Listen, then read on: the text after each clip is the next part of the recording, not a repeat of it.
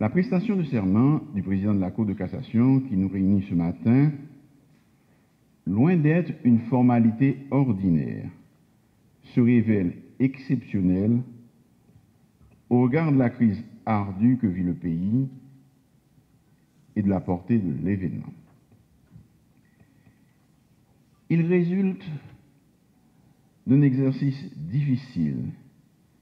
qui nous a imposé une démarche patiente à travers un dialogue constant avec de nombreux acteurs concernés pour la solution la plus proche de la Constitution. En effet, la Cour de cassation se retrouvait sans président depuis la mort du magistrat René Sylvestre le 23 juin 2021 et qui avait privé également le Conseil supérieur du pouvoir judiciaire de son président. Ce décès, qui suivait le dysfonctionnement du Parlement, a précédé l'assassinat crapuleux du président de la République le 7 juillet 2021 de seulement une quinzaine de jours. Et comme si cela ne suffisait pas, la fin de mandat des membres de la 3e judicature du CSPJ en juillet 2021 et la non-installation des membres de la 4e judicature à la rendre ce dernier complètement dysfonctionnel. De plus, avec le dysfonctionnement du Parlement, les mécanismes constitutionnels de la nomination des juges à la Cour prévus pour y combler les vacances deviennent également inopérants et compliquent davantage la situation de la dite Cour. Compte tenu de l'ensemble des faits et les complications qu'ils entraînent, et la nécessité de remettre sur pied les institutions démocratiques, la volonté du gouvernement a permis rapidement de procéder le 1er octobre 2021 à la prestation de serment et à l'installation des 6 magistrats élus par leurs pairs de la 4e judicature du CSPJ. Dès lors, un signal fort a été lancé en vue de redémarrer un pays pratiquement bloqué, mais aussi de répondre à l'attente des justiciables et de l'ensemble des magistrats et les autres acteurs de la justice. Malheureusement, et très rapidement, le CSPJ va redevenir dysfonctionnel 5 mois après, soit en février 2022, avec la fin de mandat de 2 juges de la Cour de cassation, dont celui du vice-président du CSPJ, qui permettait au Conseil de se réunir légalement. Et c'est ici l'occasion de se rappeler que la loi veut que le CSPJ puisse se réunir valablement seulement sous la présidence de son président, le président de la Cour de cassation, ou de son vice-président, le juge de la Cour de cassation désigné par ses pairs. Ainsi, environ plus d'1 an après la mort du président de la République et celui du président de la Cour de cassation, celle-ci reste toujours dysfonctionnelle et le CSPJ était redevenu inopérant. C'est dans ce cadre, et fort de notre volonté politique de rendre fonctionnelle la justice,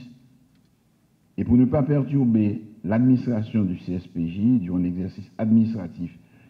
et judiciaire 2021-2022, que la décision a été prise de donner délégation du pouvoir au secrétaire technique du Conseil en attendant de trouver les solutions les plus adaptées pour combattre les vacances de la Cour de cassation. Mesdames, Messieurs, la décision de nommer un président de la Cour de cassation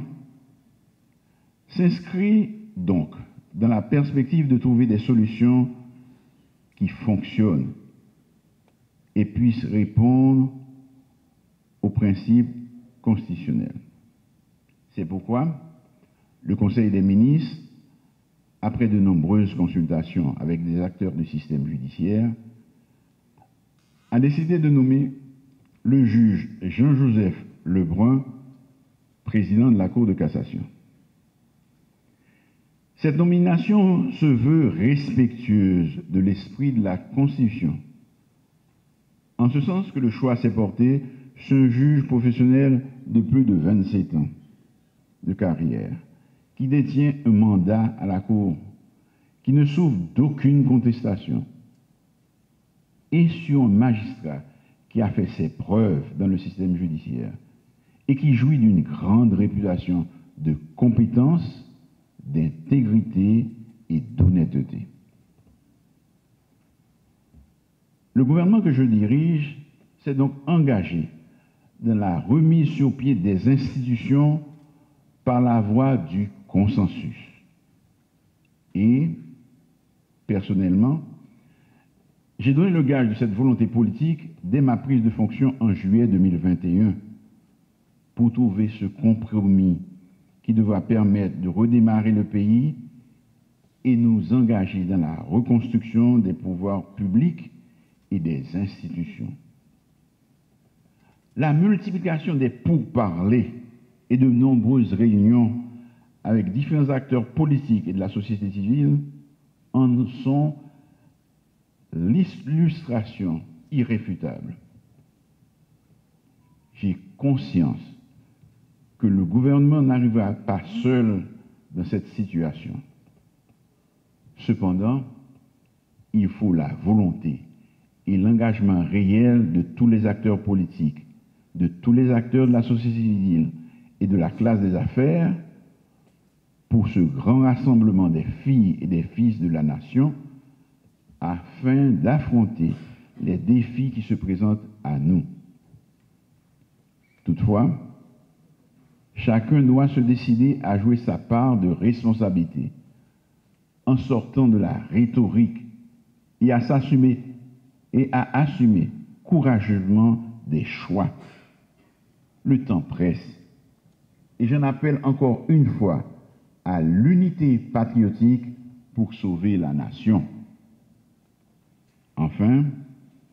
je veux croire qu'avec un président de la Cour de cassation, le CSPJ redevenant opérationnel, va travailler rapidement au fonctionnement régulier des tribunaux pour non seulement s'attaquer à la douloureuse situation de la détention préventive prolongée, mais encore faciliter par ses propositions le fonctionnement de la Cour de cassation. Mesdames et Messieurs, vous me permettrez d'insister et de rappeler que chacun a ses devoirs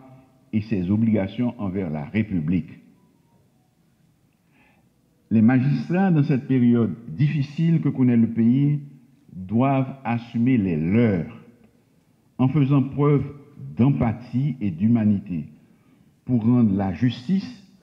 et contribuer à la sécurité des citoyens. À cette occasion, je profite pour interpeller les juges en général et les membres du CSPJ en particulier à donner la main dans la lutte contre l'insécurité et la détention préventive prolongée qui constitue une violation grave des droits des citoyens. Soyez déterminés, mobilisés, courageux, faites preuve d'éthique dans cette noble fonction et de responsabilité pour redonner espoir aux justiciables, au rétablissement et au maintien de l'état de droit, ainsi que l'autorité de l'État, et constituer le maillon fort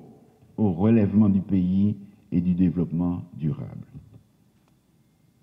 Monsieur le Président de la Cour de cassation, honorable magistrat Jean-Joseph Lebrun, le décor des tâches qui vous attendent est bien planté.